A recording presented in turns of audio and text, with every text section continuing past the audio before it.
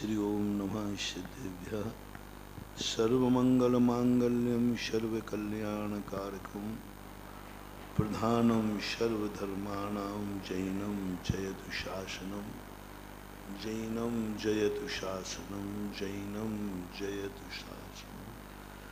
पंच परमेष्टि भगवान की जय हो।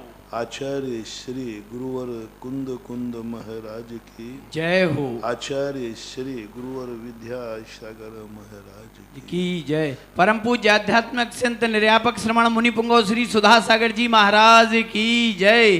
श्री महासागर जी महाराज की जय। श्री निष्कंप सागर जी महाराज की जय।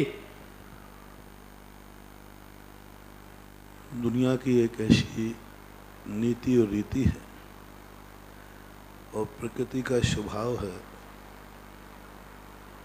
कि उसने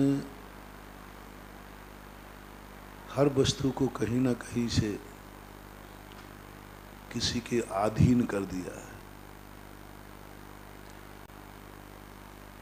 और वह अधीनता व्यक्ति के लिए कभी कभी अभिशाप बनती है और कभी कभी वरदान बनती है। जब व्यक्ति को गुणहीन के अधीन होना पड़ता है तो अभिशाप बन जाती है और जब किसी गुणवान के अधीन होना पड़ता है तो वरदान बन जाती है। और संसार में दोनों चीजें हैं, दोनों स्थितियों के अधीन होना पड़ता है। कई बार जिंदगी में ऐसे मौके आते हैं जब व्यक्ति उनकी भी जरूरत पड़ जाती है जिनकी कल हमने कहा था शेर को भी चूहे की जरूरत पड़ जाती है, साधु को भी श्रावक की जरूरत पड़ जाती है, ज्ञानी को अज्ञानी की जरूरत पड़ जाती है, धनवान को गरीब की जरूरत पड़ जाती है, निरोगी को रोगी की जरूरत पड़ जाती है। सब चीज, आंखों वाले को अंधे की भी जरूरत पड़ जाती है, अंधे की जरूरत पड़ जाती कई बार आंखों वालों को, अंधा बहुत काम का हो जाता है। आप कहेंगे भाई अंधा कैसे काम का?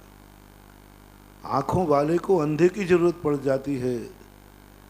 कभी पैर टूट जाए तो अंधे के कंधे पर बैठकर रास्ता पार की जाती है। हमारे शास्त्रों में एक अंधे और लंगड़े की कहानी आती है।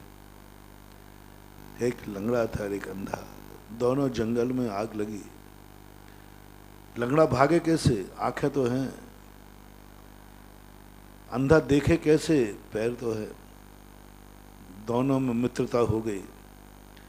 अंधे ने कहा भाई मेरे पास पैर हैं, तेरे पास आंख हैं। वो पार हो गए। आंखों वाले को अंधे की जरूरत पड़ गई ना। जब आंखों वाले को अंधे की जरूरत पड़ सकती है, पैरों वाले को लंगड़े की जरूरत पड़ सकती है।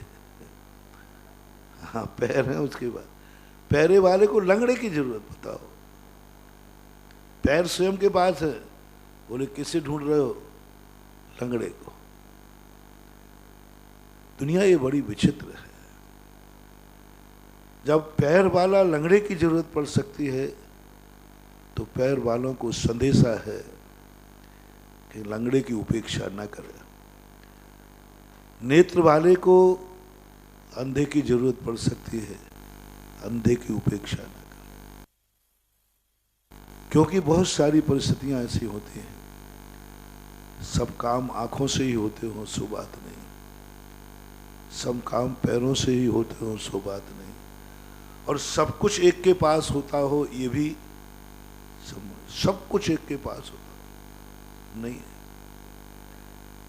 नहीं होती है। बहुत सारी स्थितियां। एक छोटा कांटा भी कई बार बहुत काम का होता है। कांटा है, कांटे को हर व्यक्ति बेकार मानते हैं। गुजरात में बिहार चल रहा था गिरनार का, कांटे की बड़ी निंदा हुई, बहुत सब कोई करते हैं।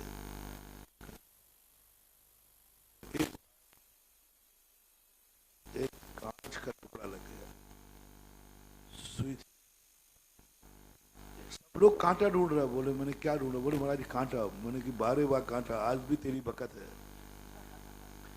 सारी दुनिया ने उस कांटे को, कांटा तो कांटा ही होता है, चुभता है, लेकिन किलोमीटरों से कांटा नहीं रहा। मोटरसाइकिल गई, सब कुछ गया। बोले महाराज जी कांटा ही नहीं मिल रहा है। मैंने कि वाह कांटा आज मिल जाए तो तेरी बहुत कीमत है। यानी कांटा भी दुनिया में है। वह भी कहता है मेरी भी कभी ना कभी बकत होगी। एक चींटी भी है, वो भी अपने काम की है। प्रकृति का सब कुछ जो कुछ भी अपने पास है, कहीं ना कहीं से काम की है। ये तो संसार की कहानी अपन प्रतिदिन चला रहे हैं। आज परमार्थ की कहानी की बात है। आज निष्कंप सागर महाराज आदि 24 महाराजों का दीक्षा दिवस। यहां भी कोई ना कोई जरूरत है, बताओ। अब मोक्ष मार्ग में जाइए तो गुरु की जरूरत है, बताओ। संसार में तो जरूरत पड़े तो पड़े, मोक्ष मार्ग में गुरु की जरूरत है। आज कलयुग में कितना भी तुम वैराग्य धारण कर लो, गुरु की दृष्टि में पास नहीं है तो कुछ नहीं हो सकता। न जाने हमारे आचार्य श्री पास कितने दीक्षा लेने घूम रहे हैं, लेकिन आचार्य दीक्षा दे नहीं रहे। और वस्तुतः बड़े लोग ना कुछ देते हैं और ना लेते हैं। समोषण में दीक्षा लेने का वर्णन आया, यही समझ में नहीं आ रहा वहां कौन दीक्षा देता है और कौन दीक्षा लेता है। लेकिन दीक्षाएं होती, भगवान तो देते नहीं, गणधर परमेष्ठी देते नहीं, कहीं उल्लेख नहीं मिला, लेकिन दीक्षाएं बहुत होती हैं। दीक्षाएं बहुत। ये कैसी कला है जो महान व्यक्ति, जब अपन को कोई गुणवानों के अधीन होना पड़ता है तो गुणवान कभी मांगने से गुण नहीं देता। हमारे आचार्य से कभी मांगने से कोई को दीक्षा नहीं देते, कभी नहीं दिया।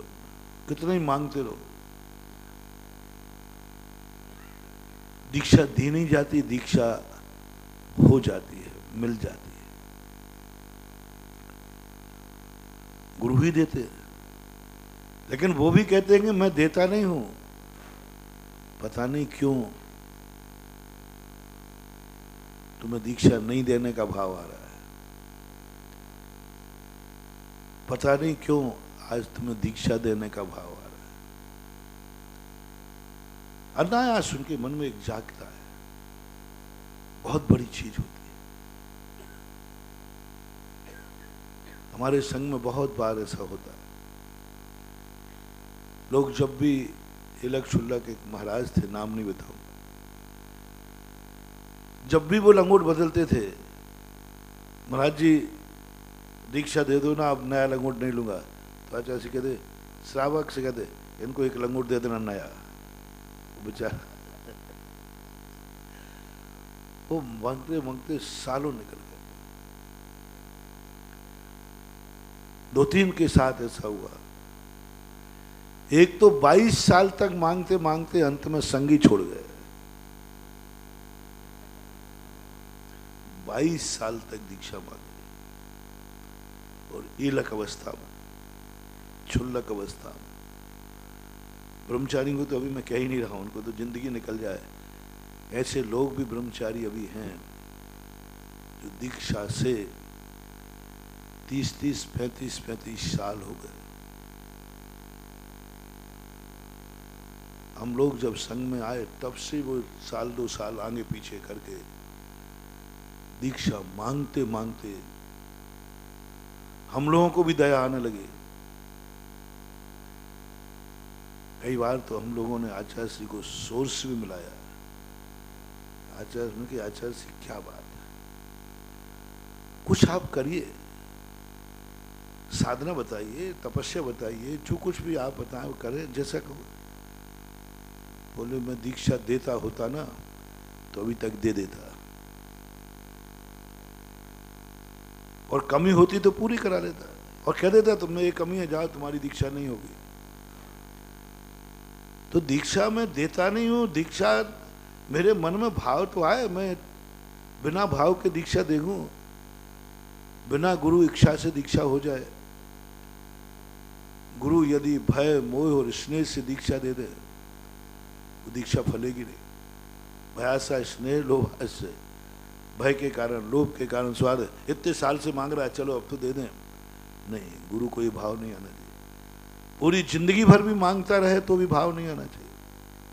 आचार्य ने कहा नहीं, मैं दीक्षा देता नहीं, दीक्षा देने का मन ही नहीं हो रहा। एक बेचारा 22 साल क्या कहलाते हैं, संग 22 साल, उसके सामने ना जाने कितने मुनियों के, कितने ब्रह्मचारियों की डायरेक्ट दीक्षा हो गई, ब्रह्मचारी से मुनि बन गए। लेकिन वो चुल्लक इलक से मुनि तक नहीं खिसक पाया। और कोई कमी तो थी नहीं, अच्छा साधक था, ज्ञानी भी था, आचार्य को भी मालूम था। हम लोगों ने तक न भी थोड़ा बहुत सोर्स बनाने का प्रयास किया, संघ के कई साधु, पर आचार्य ने कहा कि मन नहीं हो रहा है। जब भी सोचता हूं दीक्षा देने का जोश, जितना दीक्षा लेने वाले में जोश होता है उससे कई गुना दीक्षा देने वाले में जोश होना चाहिए। दीक्षा लेने वाला का जोश भावाविशी हो सकता है, लेकिन दीक्षा देने वाला का जब जोश होता है वो दीक्षा लेने वाले के लिए सगुन होता है। गुरु का जोश, गुरु की उमंग, गुरु जब दीक्षा देने के लिए अंदर से उत्साहित होते हैं, वही हमारी जिंदगी का सगुन है, वही थाती है, वही मंगल है, वही हमारे जीवन का मंगलाचरण है। गुरु की इच्छा से आनंद से उमड़ता है, ऐसा उमड़ता है कि कुछ पूछो मत, और वो हमारी जिंदगी में बहुत सगुन होता है। आचार्य की जब दीक्षा हुई तब ज्ञान सागर का आनंद लोग बताते हैं। 100 लोगों से उन्होंने कहा, भागचंद सेठ से कहा, अब देखना मुनिव्रत क्या होता है, अब देखना धर्म कैसा होता है। तो मुझे देखकर कहते थे, महाराज इस क्रियाकांडी युग में आप मुनिराज मिले ज्ञान सागर। लोग सुनाया करते हैं अजमेर के, महाराज जी आप पहले, क्योंकि ज्ञान सागर महाराज वृद्ध अवस्था में थे, लेकिन फिर भी उनकी चर्या में लोग बड़े प्रभाव थे। सारे सेठ राजस्थान के, सारे जितने सेठ थे ज्ञान सागर जी को मानते। चंपालाल जी रानीवाला, भागचंद जी सेठ, सब लोग बंद, लाडनू के सेठ बंद, सब बंद। सेठों के महाराज थे ज्ञान सागर महाराज, क्योंकि उन सेठों के संबंध में, क्योंकि सेठ लोगों के मन में भावनाएं थी कि हमें वो क्रियाकांडों से रहित मुनि देखना है। क्योंकि बताते हैं कि यहाँ के सेठ लोग कुछ स्वाध्यायशील भी थे, स्वाध्याय प्रेमी भी थे। और उसी समय एक श्रमण संस्कृति विरोधी अभियान शुरू हुआ था सोनगढ़ से। वो युग था ज्ञान सागर महाराज का युग, वो युग था, बड़ी चरम सीमा पर था। राजस्थान के सारे सेठ उस तरफ झुक रहे थे, सब सेठ,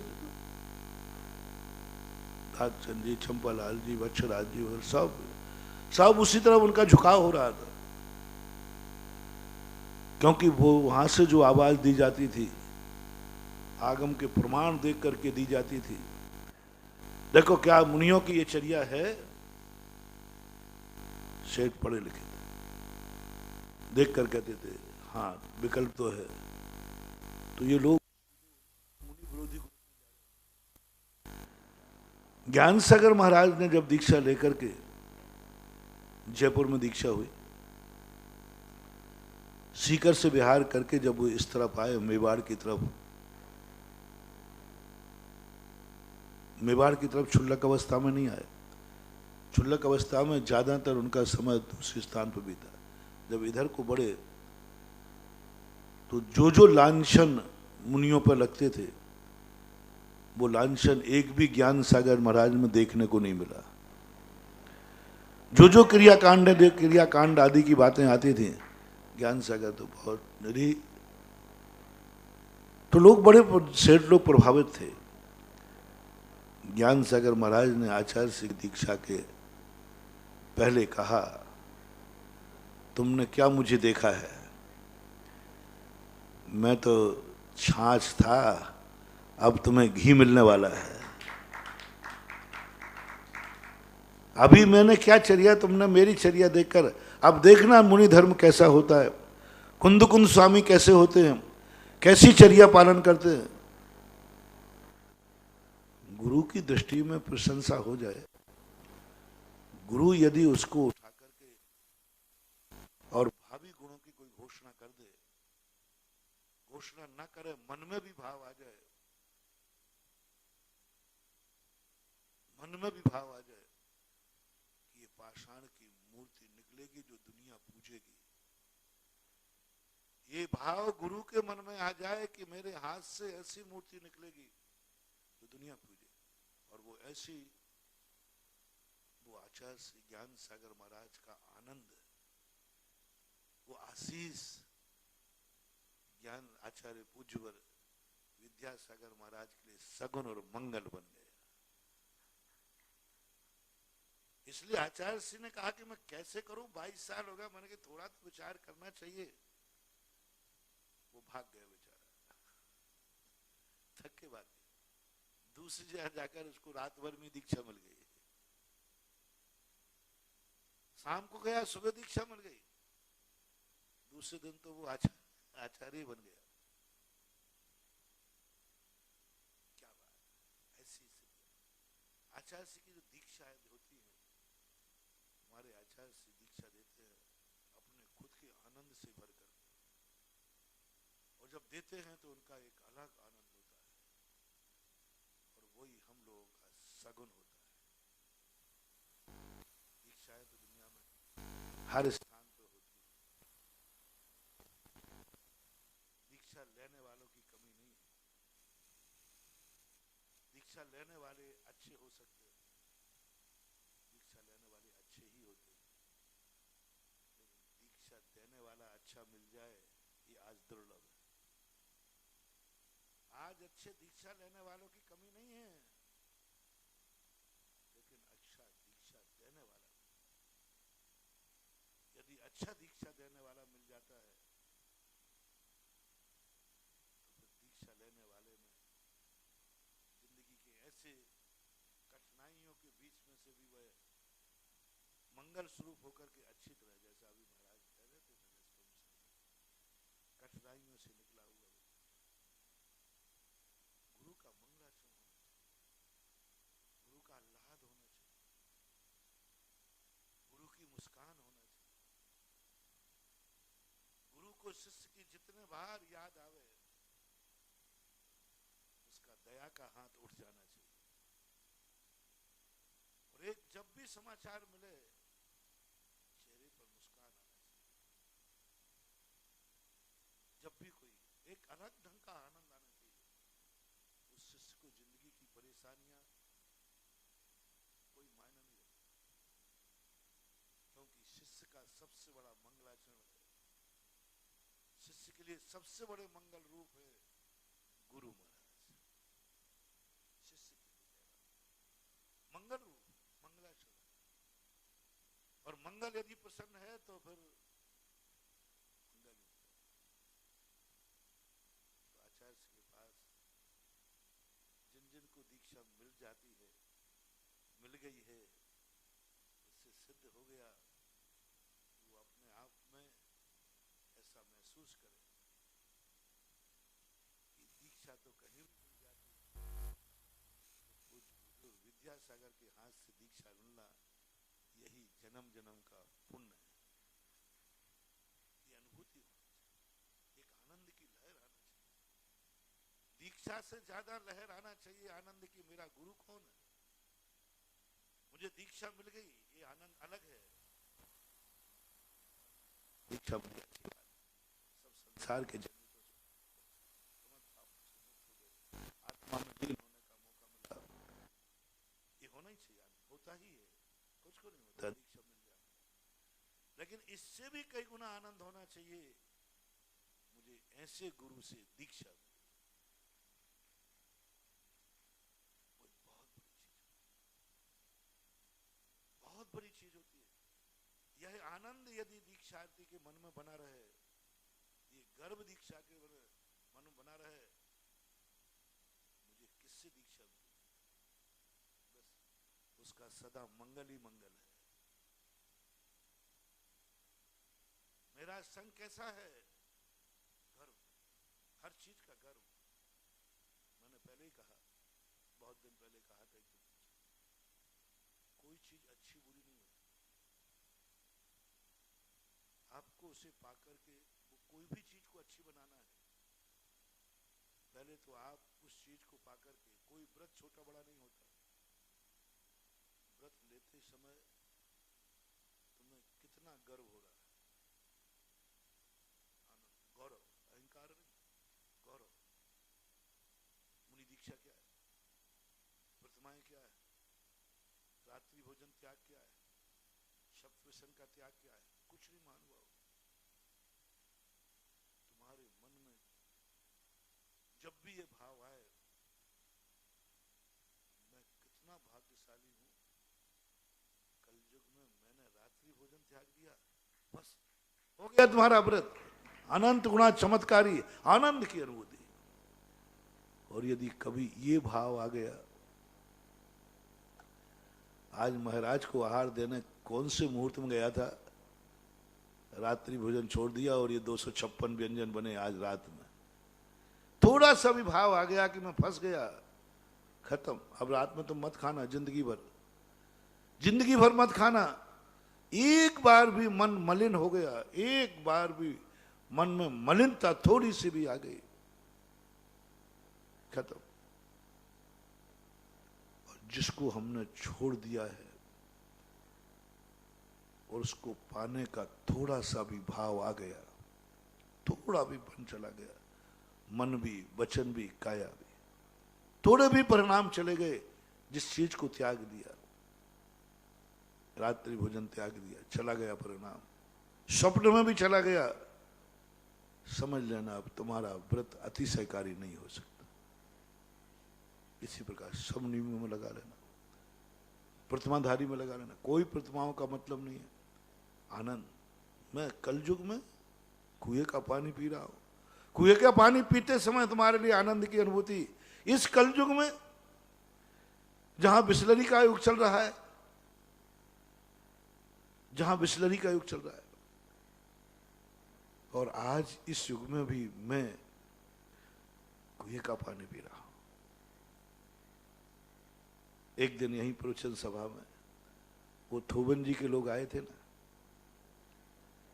एक व्यक्ति पंडाल के गेट के यहां एक कैन रख के पानी पी रहा था। मैंने महाराज महासागर से कहा, महाराज सामने देखो, एक अतिशय बुंदेलखंडी की पहचान।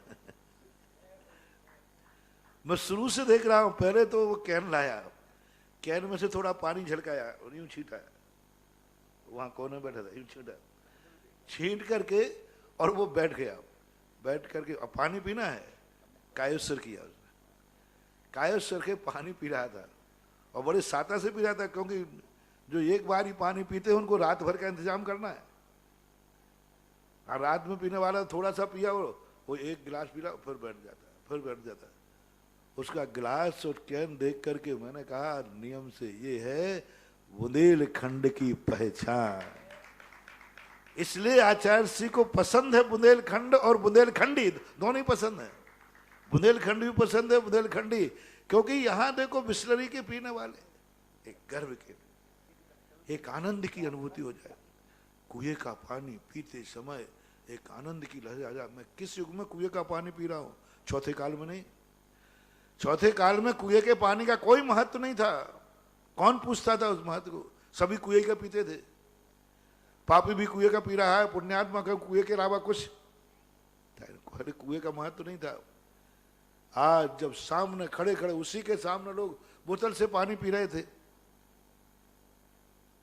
उस समय ऐसी आनंद की लहर आ जाए, ओ मैंने कितना पुण्य किया, मेरी कहां जन्म जन्म की साधना।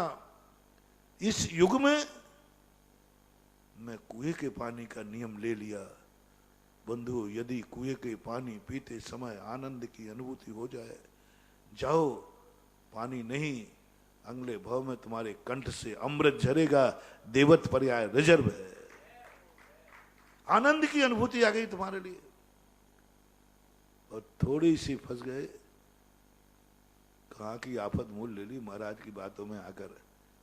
ये का पानी मिलता है नहीं, अब लिए जाओ, अब कहाँ पिए, सब पानी पी रहा मजे से। तो क्या करो, छोटा सा भी व्रत,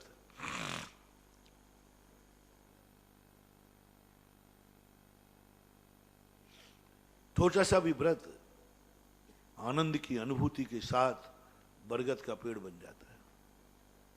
तो पहला तो हमें ये अनुभूति करना, मुनि दीक्षा का सबसे बड़ी चीज होती है आनंद की अनुभूति।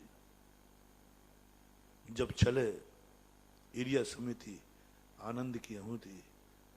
सड़कों पर जब जीव मरे हुए देखते हैं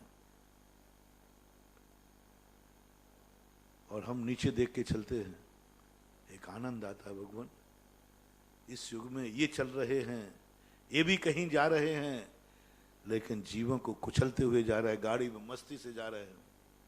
भगवान, मैंने कितना पुण्य किया कि मैं आज जीवों को बचाते हुए चल रहा हूं।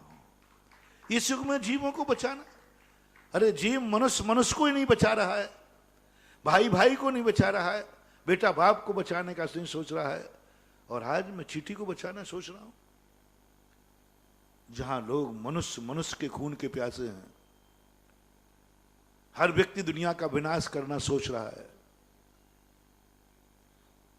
ऐसे दुनिया को मिटाने के, ऐसे युग में मैं एक चींटी को बचाने का भाव आ गया। अपने हाथ से अपनी अनुभूति को आनंद से भर जाओ। धन्य भगवान, मैं जन्म जन्म का हिंसा का पुजारी हूं, तब कहीं मेरे पास चींटी को कौन बचाता है? कौन बचाता है? मैं चींटी को बचा रहा हूं। आनंद की अनुभूति आ जाए। आहार करते समय भूखा क्या नहीं करता, भूखा क्या नहीं खाता, और मैं ईर्ष्या समिति से कहा, हर व्रत के अंदर एक आनंद की लहर। कौन सा व्रत महान है, कौन सी दीक्षा महान है, कौन सी क्रिया महान है? संक्षेप में मंत्र बनाओ, नीति बनाओ। जिस क्रिया करने में तुम्हें गौरव का अनुभव हो रहा है, और ऐसा अनुभव हो रहा है, मैं धन्य हो गया, मैं धन्य हो गया। हर क्रिया में लगा। भगवान के दर्शन पर्सन में कोई भी कुछ नहीं रखा। भगवान के दर्शन चिड़ियाएं भी करती हैं, पक्षी भी करते। मैंने अब गौर किया, भगवान के दर्शन करते समय तुम्हें अनुभूति क्या हुई?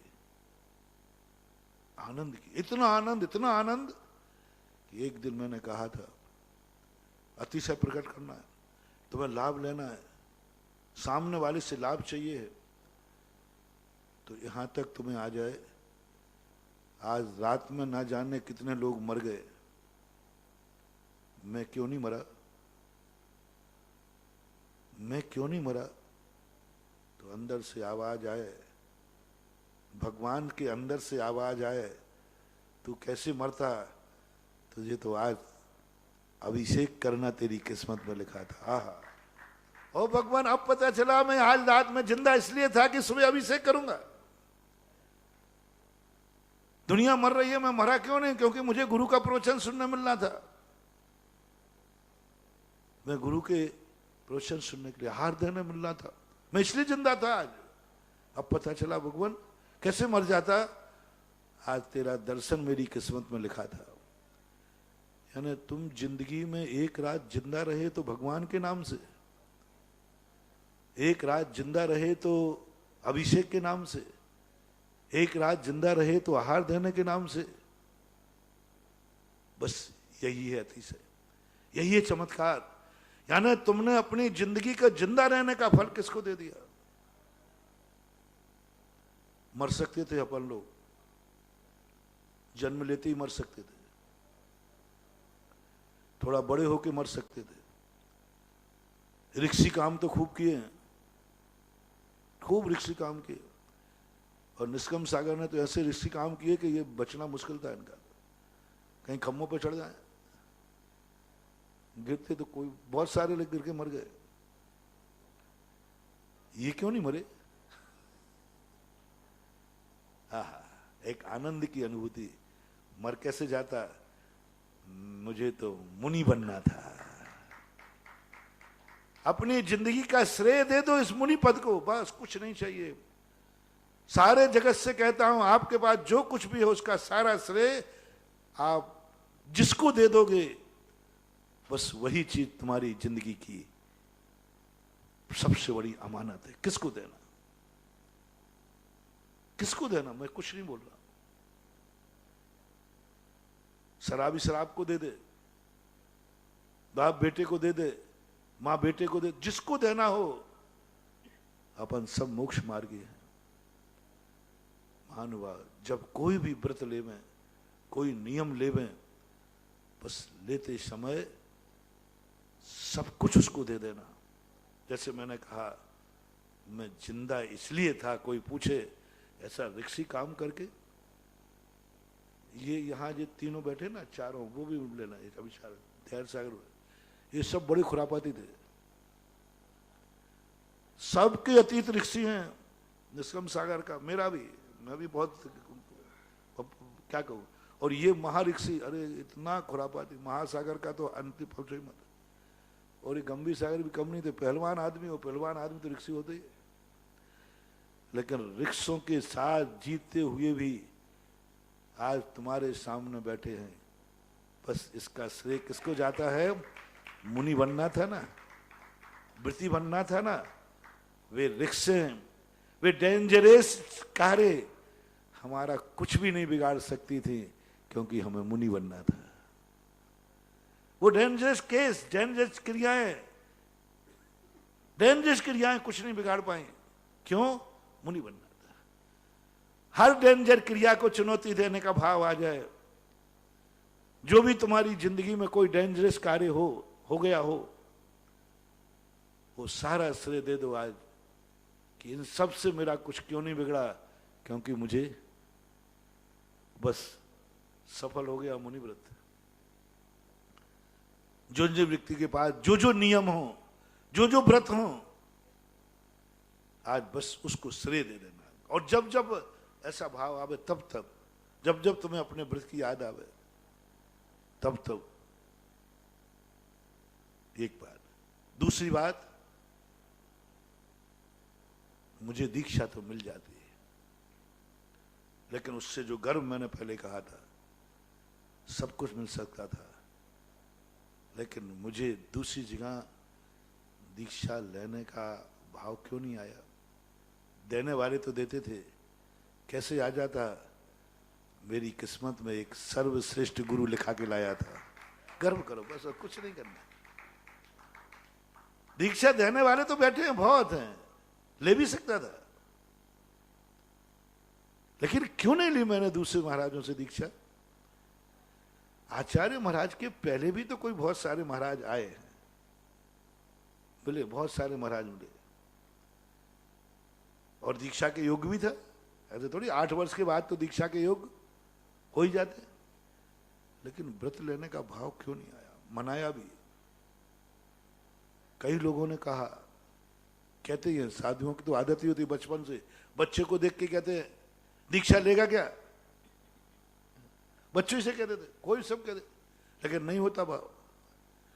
कैसे होता भाव? क्योंकि मेरे गुरु में, मेरी किस्मत में, मेरे पुण्य में कोई ऐसा वैसा गुरु नहीं लिखा था। मैं तो वो भाग्यशाली हूं जो संसार का सर्वश्रेष्ठ आचार्य विद्यासागर मेरा गुरु बनेगा। ये मेरी किस्मत थी, ये मेरी किस्मत थी। ये मेरे भाग्य थे। ये अनुभूति जिस दिन हमें गुरु का नाम लेते ही हो जाए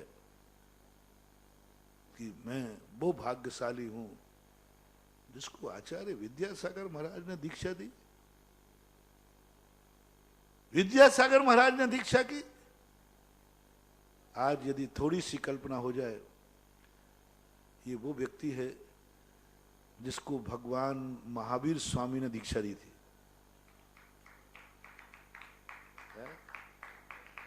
अरे अपन तो उसके चरणों को लौट जाएंगे। गणधरपुर में स्थित है, कुंद कुंद भगवान ने दीक्षा दी।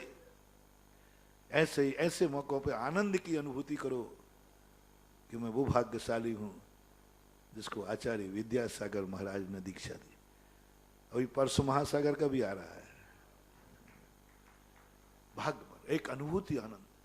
और जितना अनुभूति, और जब जब ये आए, कहाँ के गुरु के चक्कर में फंस गया मेरी, खत्म। और जो आनंद की, गर्व की अनुभूति आए, गुरु हमें मांगलिक बनेगा, सगुन बन गया गुरु, शुभ बन गया गुरु। तो गुरु और शिष्य की जो आनंद की रेखा है, गुरु शिष्य को देखकर आनंदित हो। गुरु और शिष्य का मांगलिक बता रहा हूं, सगुन बता रहा हूं। गुरु शिष्य को देख करके, जैसे पहले कहा था, उसकी बात सुन करके, उसकी चर्या देख करके आनंद से बढ़ता है। बेटे का सबसे बड़ा वरदान है, बेटे की तरक्की देखकर आप आनंद से बढ़ता है, शगुन। और शिष्य का पहचान सबसे बड़ा, गुरु को देखकर आनंद की अनुभूति। दोनों गर्व करें बस, गुरु और शिष्य को, दोनों को बस एक ही चीज देखना है। गुरु कौन? जो शिष्य गर्व करे, शिष्य का मस्तक ऊंचा उठ जाए, शिष्य को कहते समय ऐसी अनुभूति हो कि मालूम मेरा गुरु ऐसा है। कौन?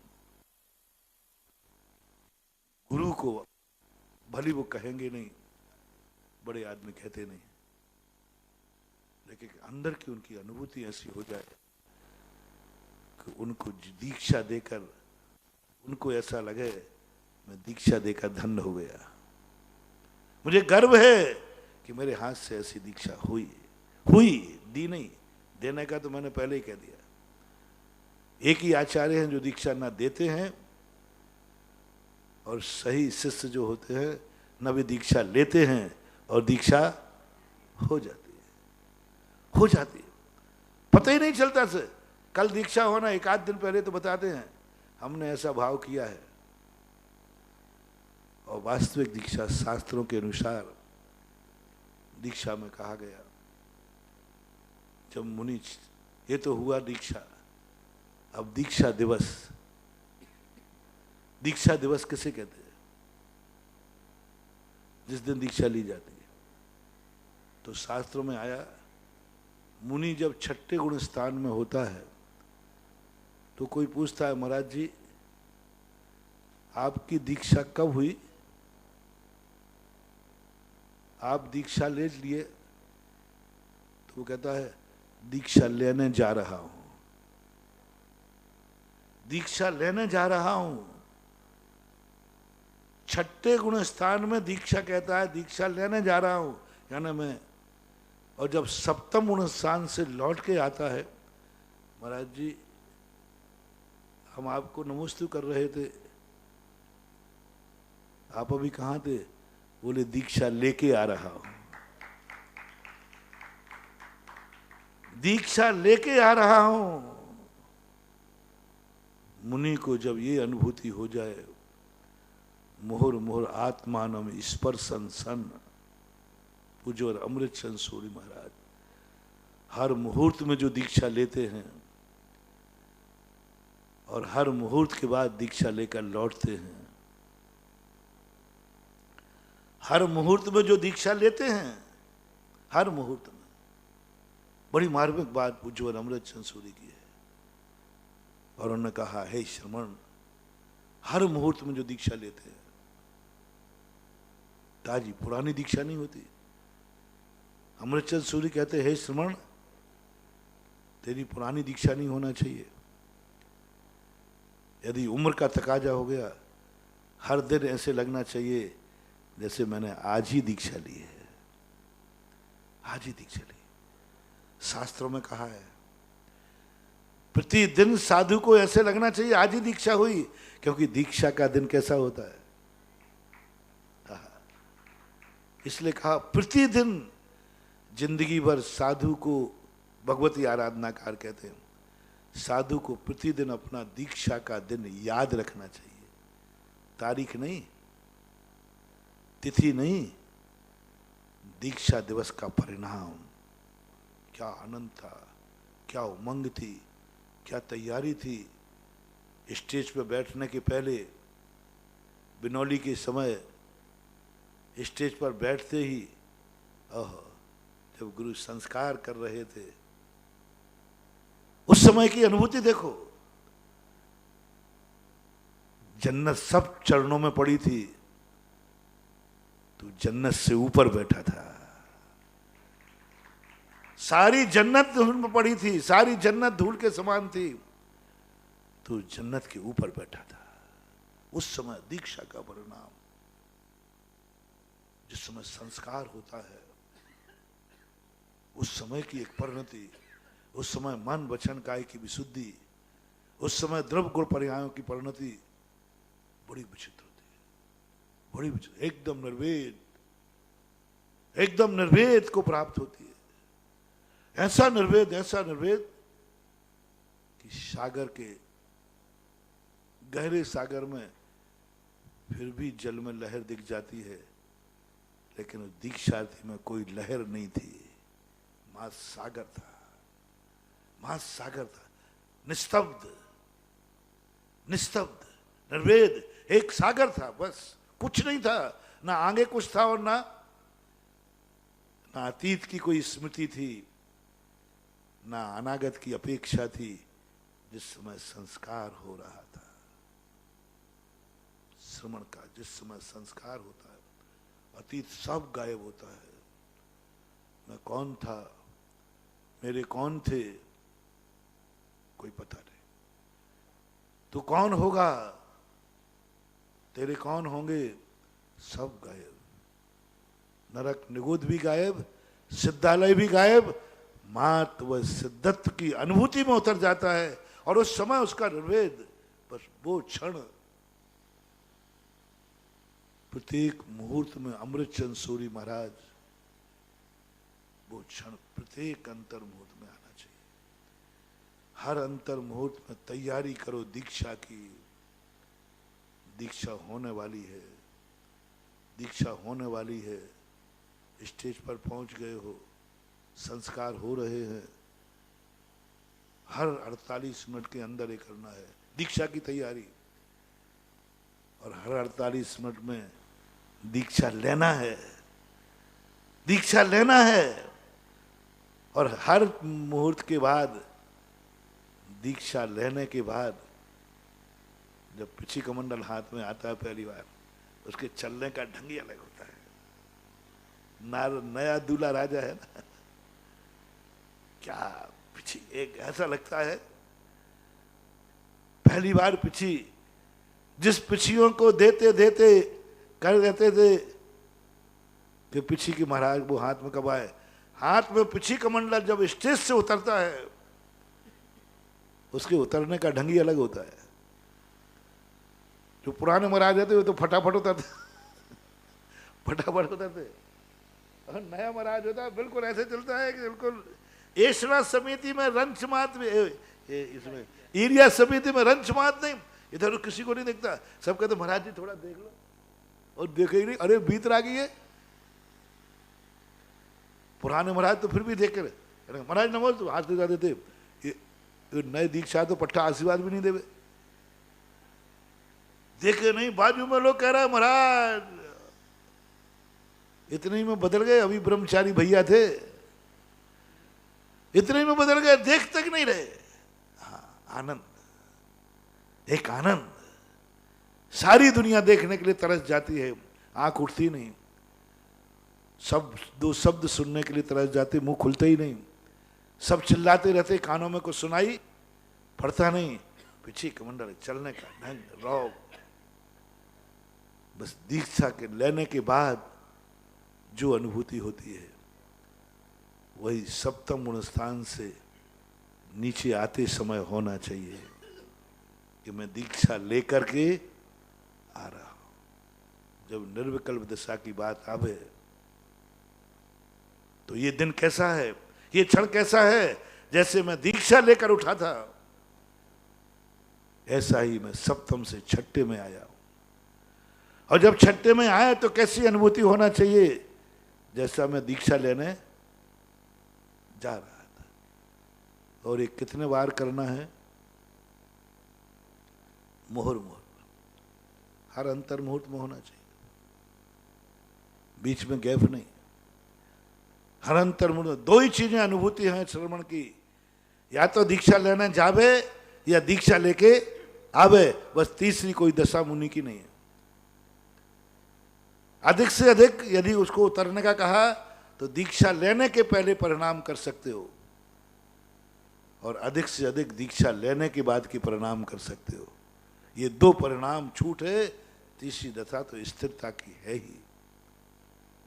तो ऐसी स्थिति को लेकर के दीक्षा के समय की स्थितियां अपने जीवन को उस मूल्य तक अपन को ले जाना है, और वो हर्ष कमशील नहीं है। इस युग में दीक्षा का लेना साधारण नहीं है,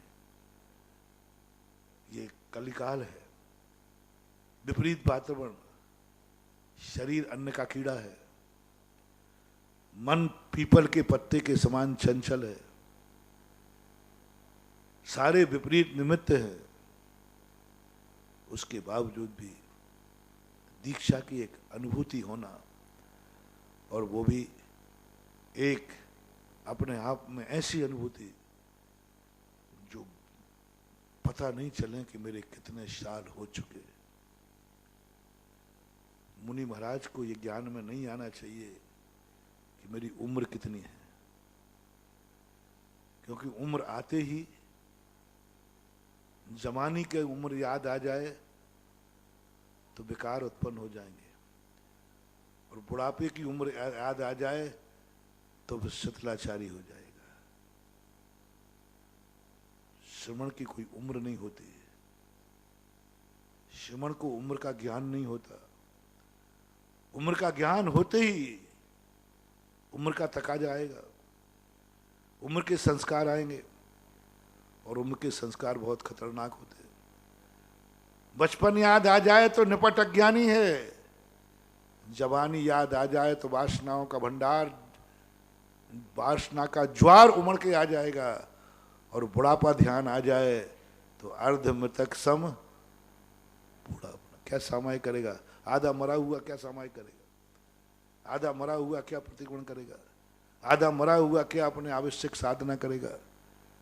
इसलिए श्रमण को ना तो अपनी जिंदगी का ये आना चाहिए कि मैं बालक हूं, ना ये आना चाहिए कि मैं जवान हूं, ना ये आना चाहिए मैं बुढ़ापा हूं, मैं मात हूं। कब जन्मे हो, आज ही तो जन्मा, अभी अंतर मुहूर्त लेकर कितने बड़े हो गए। बस मुनि की उम्र होती है एक अंतर मुहूर्त। जितना समय वो सप्तम गुण स्थान में व्यतीत करके आया है, बस वही उम्र मुनि की है, बस वही उम्र मुनि की है। छठा गुण स्थान तो अस्पताल का है, छठा स्थान तो रोगी का है, छठा स्थान तो वो लॉकडाउन का है, छठा गुण स्थान तो कोरोना डाउन का है। टाउन क्या बोलते थे, अपन कहते हैं ना corona town, corona town, quarantine, quarantine. छठा गुण स्थान तो क्वारंटाइन का है, वो तो मजबूरी है। सप्तम गुण स्थान जो है वो है हमारा घर, वो है हमारी छठे गुण स्थान में महसूस करता है जैसे व्यक्ति कोरोना टाइम में महसूस करता है। क्वारंटाइन, स्कूल में रहने वाले यहाँ एक एक महीने से रह रहे, स्कूल में 4 महीने में रह के वो चेहरा उतर जाता है। ऐसे सुनाते हैं अनुभूति। यदि वे क्वारंटाइन के समय लेस कर दिए जाए ना, तो अभी बिजोलिया अभी हाउसफुल हो जाएगा। कई लोग तो बस वो बार वो स्कूल हटा दो आप, बस और कुछ नहीं करना, बाकी सब ठीक है। यहां मैं 4 महीने रहने को तैयार हूं, 1 महीने रहो, पर वो 5 दिन वो तुम वो स्कूल लोग कहते हैं, ऐसे सुनाते हैं लोग महाराज जी। जेल और आतंकवादी कैसे बंद करके रखते हैं, आपने सिखा दिया। तो छठा स्थान क्वारंटाइन जैसा लगता है। एक अंतर मुहूर्त की अपनी अनुभूति, और हर क्रिया करते समय आना चाहिए, हर परिणति करते समय आना चाहिए। विकल्पों को समय है कहां, द्वंद्वों को समय है कहां, आगे पीछे बातें सोचने का समय है कहां। यहां तक कि चरम दशा पहुंचती है तो प्रतिक्रमण का समय है कहां। प्रतिक्रमण तो इसलिए करना पड़ता है, कोरोना टाउन में समय कैसे काटे, कैसे काटे। ये जब समय काटने की हैं, ये प्रतिक्रमण, स्तुतियां, भक्तियां, ये प्रवचन, स्वाध्याय, ये सब क्वारंटाइन को कैसे निकालें। क्योंकि बता दे क्वारंटाइन में कोई काम तो होता नहीं, कोई काम ही नहीं है। बोले काम हो तो फिर भी समय निकल जाए। इसी प्रकार क्वारंटाइन की ये सब अब क्या करें। छठे गुण स्थान में आ गए क्वारंटाइन में, तो उन्होंने कहा ठीक, प्रतिक्रमण के लिए लेता हूँ, स्वाध्याय के लिए लेता हूँ, स्तुति के लिए लेता हूँ, प्रवचन के लिए लेता हूँ। ये सब वास्तविक रूप वो होता है। तो आज दीक्षा के प्रसंग पर 2400 महाराजों के लिए, क्या 350 पीछीधारियों के लिए और अपने सारे महाराजों के लिए, मैं अपने आप के खुद के लिए ही मैं प्रवचन कभी दूसरों के लिए कम देता हूँ, स्वयं के लिए होता है। मैं भी अपने आप के लिए भी और सभी मुनियों के लिए, श्रमणों के लिए यही भावना भाता हूँ कि हर मुनि अपने मुनि पद पर गर्व करे, गौरव करे, और मुनियों के लिए अपनी कोई चर्या कितनी भी कठिन हो जाए भार महसूस ना हो, सौभाग्य महसूस हो। कितनी भी परिस्थितियां आ जाए, कितनी भी विपरीत वातावरण बन जाए, यहां तक कि मौत का वातावरण बन गया, यहां तक कि अपमान का, इतनी चरम सीमा पे अपमान कि सारी दुनिया हमें धूल में मिलाने को तैयार है। मुझे धूल में मिलाने को तैयार है सारी दुनिया, इतना अपमान कर रही है। मुझ पर दुनिया का इतना क्रोध है कि भस्म कर देंगे। मेरे ऊपर इतने संकट हैं कि मौत हो जाएगी। सब कुछ होने के बाद भी संसार के हर श्रमण में अपने मुनि पद पर गर्व की अनुभूति हो। इन सब ने मुझे धूल में मिला दिया, हाँ मिला दिया। इनने हमारी बेइज्जती कर दी, अपमान कर दिया, तो फिर भी तुम्हें अपने आप को महसूस नहीं हो रहा है। बोले नहीं, मुझे गर्व है कि इसके बावजूद भी मैं मुनि हूं, इतने अपमान के बाद भी मैं मुनि हूं, ये गर्व है मुझे। मैंने इतना क्रोध किया तुम्हारे लिए, इतनी गालियां दी, फिर भी तुम मुस्कुरा रहे हो। बोले मुझे गर्व है कि मैं इसके बावजूद भी मुनि हूं। तुम्हारी जिंदगी में इतना संकट आ गया, इतनी बीमारी आ गई, मरने वाले हो तुम। बोले फिर भी मुझे गर्व है कि मौत के मुख में जा रहा हूं, मुनि बन के जा रहा हूं। मैं मुनि हूं, मैं मर रहा हूं। सब कह रहे तुम मर रहे हो, मरना निश्चित हो गया, मौत सामने खड़ी है, फिर भी तुम मुस्कुराए। शेर सामने आ रहा है, ये शेर देखो तुम्हें झपटने वाला है, तो भी कहना मुझे गर्व है क्योंकि मैं इस समय भी मुनि हूं। शेर जब खा रहा है, अब तो कुछ मुस्कुरा, वो खेद करो। बोले नहीं, शेर खा रहा है, मुझे गर्व है, इस समय भी मैं मुनि हूं। वाह, आनंद की बात। शेर खा रहा है और अनुभूति क्या हो रही है? गर्व की। तुझे शेर खा रहा है, बोले खा रहा है मालूम है, लेकिन मुझे गर्व है कि मैं मुनि हूं। इस समय, जिस समय शेर खा रहा है, उस समय भी मैं मुनि हूं। वाह, ये आनंद, ये आनंद। शेर खा रहा है और कह रहा है आनंद किसका लेना है? शेर के खाने का कष्ट तो होता ही है, मांस लोच रहा है, लेकिन आनंद की अनुभूति क्या हो रही है? मैं मुनि हूं। एक आनंद की अनुभूति। सारी दुनिया किसी भी रूप में परिणत हो जाए, हमारी किस्मत भी हमारा साथ ना दे, हमारा सब कुछ उल्टा पासा पड़े, जहां देखो बस एक आनंद बनाए रखना। सब कुछ जो है सो है। इन विपरीत परिस्थितियों में मैं अभी भी, बोलो ना, मुनि हूं। इन विपरीत परिस्थितियों में भी मैं वृत्ति हूं। इन विपरीत परिस्थितियों में भगवान मैं तेरे सामने हूं। इस विपरीत परिस्थितियों में अभी मैं न रात में नहीं खाया भगवान, डॉक्टर ने कह दिया था मर जाएगा नहीं खाएगा तो, ओह मैं मर रहा था। लोग कह रहे थे देख रात में नहीं खाया मर जाएगा, मर रहा है। तुम कहना भगवान मर रहा हूं, लेकिन खुशी है कि मैं रात्रि भोजन त्याग करके मर रहा हूं। जय हो, जय हो। मर रहा हूं, मर रहा हूं। उस चांडाल ने क्या किया? कौए का मांस त्यागा। सब लोग मर जाएगा, मर रहा है, सब लोग आहा कर रहे हो, लेकिन वो कहता है मुझे खुशी है कि मैं त्याग करके मर रहा हूं, खा के नहीं मर रहा हूं। हर क्रिया में जब विपरीत परिस्थिति आए, दुनिया कोई संभले या न संभले, मेरा मुनि पद समझना चाहिए। दुनिया की कोई भी परिस्थिति जो कुछ भी है तो है, मेरा बस एक ही ध्यान रखना पड़ता है मुनि को, मेरा मुनि पद न बिगड़ जाए। दुनिया बिगड़े तो बिगड़ जाए, दुनिया बिगड़े तो बिगड़ जाए,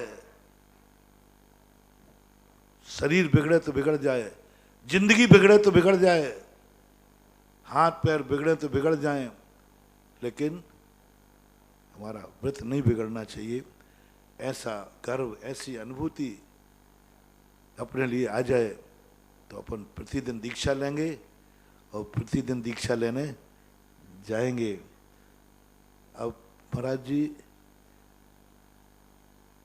प्रतिदिन दीक्षा लेने की बात तो आपकी समझ में आ गई, और लेने जाएंगे ये भी समझ में आ गई। प्रति अंतर मुहूर्त में आपको दीक्षा देगा कौन? देगा वही जिसने पहली बार दीक्षा दी थी, वही हर बार देगा। अब बस वो संस्कार में नहीं देगा, उसने उसी दिन दीक्षा दी थी, उसी दिन ये सोच के दी थी आज ही नहीं, जब तक मैं जिंदा रहूंगा मेरे शिष्य को हर अंतर मुहूर्त में दीक्षा देना पड़ेगी। उसी दिन उसने चाबी भर दी थी, अब वो देगा नहीं। हर अंतर मुहूर्त में गुरु का संस्कार होता है। गुरु ने उस छठे सातवें गुण स्थान को पाने के लिए दीक्षा दी थी। अपने पार वही संस्कार काम करता रहेगा, बार बार वो संस्कार हर अंतर मुहूर्त में। जब छठे गुण स्थान में आए बस बैठ जाओ, संस्कार हो रहे हैं, आचार्य संस्कार कर रहे हैं, जल्दी करना क्योंकि टाइम कम है उसमें, गुणस्थान का छोटा सा टाइम होता है। अब तो अभ्यस्त हो गए ना, दीक्षा लेते लेते अभ्यस्त हो गए, क्योंकि एक दिन में कितने बार ले ली? 1000 बार। और जब किसी चीज का अभ्यास हो जाता है तो फिर उसमें टाइम नहीं लगता। इस प्रकार की प्रणति को लेकर के एक सारे जीवन में, जिंदगी में उस क्षण को ध्यान रखना, सच्चा गुरु मिलना, और अपना जो दैनिक प्रवचनों की श्रृंखला को भी इसी से टच करें कि हमें किसी से कुछ चाहिए है तो क्या उसको पाकर के तुम हर्ष में हो? अभी दैनिक प्रवचन जो चल रहे हैं उसको और हम आगे करेंगे। अभी इतने कह करके 2 मिनट की बात और है, तो 2 मिनट में तो इतना ही बहुत है कि हर व्यक्ति के लिए कहीं ना कहीं, किसी ना किसी रूप में, किसी ना किसी के सहयोग की जरूरत है। अब 2 व्यक्तियों का अपन को सहयोग लेना है। हम 2 तरफ गिरते हैं, या तो आगे गिरेंगे और या पीछे गिरेंगे। आगे गिरने से बचना है तो किसी बड़े को आगे कर लेना, और पीछे गिरना है तो किसी छोटे को वात्सल्य रख लेना। आगे न गिर सको बड़ों से बना के चलना, पीछे न गिर सको छोटों से बना के चलना, तो यात्रा सही हो जाएगी। बड़े कहाँ होते हैं और पीछे कौन होते हैं, और दोनों में असरानी मत बन जाना। आधे इधर जाओ आधे इधर जाओ, शेष मेरे पीछे आओ। पीछे से कोई गिरने की संभावना है तो छोटों से बना के चलो, भले वो चूहा क्यों ना हो, क्योंकि पीछे बचाने वाला भगवान नहीं है, पीछे बनाने वाला गुरु नहीं है, पीछे बचाने वाला मुनि को श्रावक है। श्रावकों से बना के चलो, क्योंकि वो पीछे चलता है, पीछे तुम्हारी बचाएगा। कभी पीछे की तरफ गिरोगे तो छोटा बचा लेगा, और कभी आगे गिरोगे तो आगे कौन चल रहा है, बड़ा चल रहा है। बड़ों की पीठ हमारी रक्षा करती है, छोटों का चेहरा हमारी रक्षा करता है। ऐसा कुछ करो कि छोटे सदा तुम्हें देखते रहें, तुम्हारी तरफ चेहरा किए रहें, तुम्हारे से मुख ना मोड़ें, तो पीठ सुरक्षित है। पीछे चलने वाले यदि तुम्हारी तरफ देखते रहेंगे, तुम्हारी तरफ मुख किए रहेंगे, तो पीठ सुरक्षित है। ऐसा कुछ मत करना कि पीछे चलने वाले मुख मोड़ ले। पीछे चलने वाले मुख मोड़ लेंगे तो पीठ असुरक्षित हो जाएगी, और आगे चलने वाला यदि खिसक जाएगा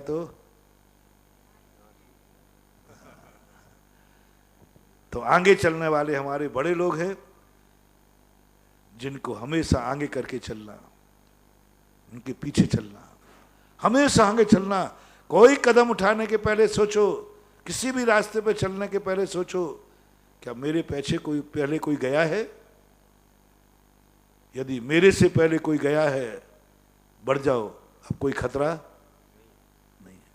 बड़ों को सदा आगे करके चलो, और छोटों को सदा दोनों से बना के चलना है। आगे बढ़ना है तो बड़ों से बनाओ, और पीछे सुरक्षित रहना है तो छोटों से बनाओ। आजू वाले तो फिर अपने आप, आजू बाजू के ज़्यादा खतरा नहीं होता, आगे और पीछे से खतरा होगा, क्योंकि आजू बाजू वाले तो अपन को थोड़ा दिखता भी है। आगे अंधेरा इसलिए है कि रास्ता नया है, पीछे इसलिए खतरा है कि हमेशा कायर लोग पीठ पे वार करते हैं, पापी लोग पीठ पे वार करते हैं, कायर लोग पीठ पे वार करते हैं, पीठ पीछे करते हैं। इसलिए तो इतना कह करके विराम करता हूँ। महावीर भगवान की जय। प्रिय परम पूज्य निर्यापक समन मुनि पुंगव श्री सुधासागर जी महाराज की जय। परम पूज्य मुनि श्री महासागर जी निष्कम सागर जी महाराज की जय। परम पूज्य मुनि श्री निष्कम सागर जी महाराज के दीक्षा दिवस की जय। जिनवाणी के ज्ञान से सूझे लोकालोक, सुवाणी मस्तक धरु सदा देत हूँ डोक। ही जिनवाणी भारती तो ही जपो दिन रे।